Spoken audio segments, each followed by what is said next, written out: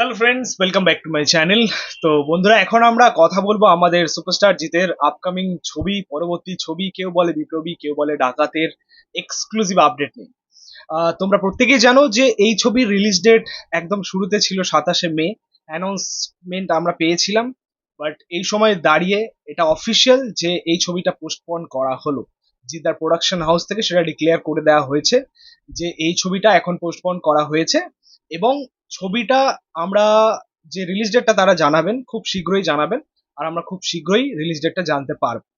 তবে এই যে ঘটনা, এর ঘটনা যেটা সূত্রপাত ছিল আমাদের কাছে, প্রথমে একটা আপডেট ছিল যে জিৎ ফিল্মস ওয়ার্ক এবং আমাদের নন্দী মুভিজ যে দুটি প্রোডাকশন হাউস রয়েছে, এই দুটি প্রোডাকশন হাউসের মধ্যে একটা মনোমালিন্য তৈরি হয়েছিল বা একটা মতবিরোধ তৈরি হয়েছিল রিলিজ ডেট নিয়ে বা ওটিটি রাইটস বিক্রি নিয়ে। বাট এখন যে আপডেটটা আমরা পাচ্ছি এটাও অফিসিয়াল একটা সংবাদ মাধ্যম দ্বারা পাচ্ছি, এবং নন্দী মুভিজের যিনি মালিক প্রদীপ কুমার নন্দী, তিনি রিসেন্টলি এই আপডেটটা দিয়েছেন বা ইন্টারভিউটা দিয়েছেন। তোমাদেরকে জানিয়ে রাখি যে তিনি যেটা জানিয়েছেন যে একসাথে কাজ করতে গেলে অবশ্যই বিরোধ হয়, অবশ্যই কখনো কখনো মতবিরোধও তৈরি হয়, নানা কথাই হয় আর কি। তো সেটা খুবই সাময়িক, সেটা স্বাভাবিক ব্যাপার। বাট এই ক্ষেত্রে যে সমস্যাটা হয়েছে সেটা খুব একটা যে দীর্ঘস্থায়ী নয়, খুব একটা যে জটিল নয়, সেটা তিনি ক্লিয়ার করে দিয়েছেন। ঠিক আছে, কেউ বলে বিপ্লবী কেউ বলে ডাকাত অবশ্যই আসবে, সেটা তাদের নির্ধারিত তারিখ অনুযায়ী, নির্ধারিত সময় অনুযায়ী, সেটা রিসেন্টলি, সেটা খুব তাড়াতাড়ি তারা অ্যানাউন্স করবেন, এটাও তিনি জানিয়ে দিয়েছেন। আর কোনো রকম সেরকম বিবাদ নেই তাদের মধ্যে, কোনো রকম বিরোধ তাদের মধ্যে নেই। ঠিক আছে, সো এটা কিন্তু ক্লিয়ার। এটা একটা নতুন মোড় বলতে পারো। ঠিক আছে, মানে নন্দী মুভিজ জিদ্দার এই ছবিটা কিন্তু আমরা খুব শীঘ্রই পাবো। এতদিন যে আলোচনা সমালোচনা, একটা যে কন্ট্রোভার্সি চারিদিকে তৈরি হয়েছিল আর কি, সেটা আজকের দিনে দাঁড়িয়ে বলতে পারো সকলের কাছেই পরিষ্কার এমন কিছু ব্যাপার নয়।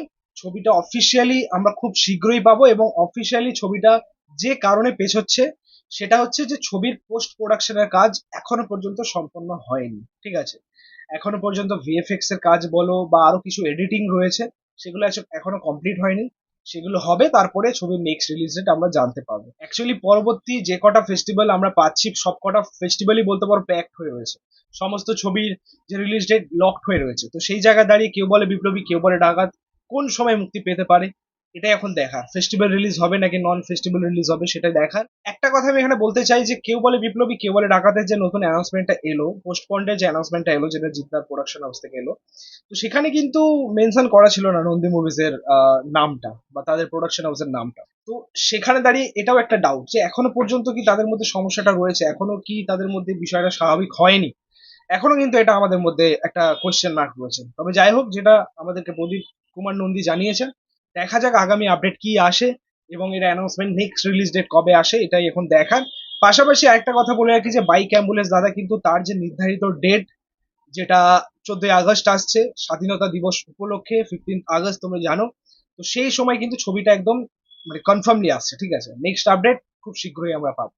সো এই ছিল বলার কেউ বলে বিপ্লবী কেউ বলে ডাকাতের আপডেট নিয়ে। তোমাদের কি মতামত রয়েছে সেটা কিন্তু অবশ্যই কমেন্টে জানিও। ভিডিওটা ভালো লাগলে অবশ্যই লাইক কমেন্ট শেয়ার করে দিও, পাশে থাকা বেল আইকন প্রেস করে দিও পরবর্তী ভিডিওগুলো আপলোড করার জন্য।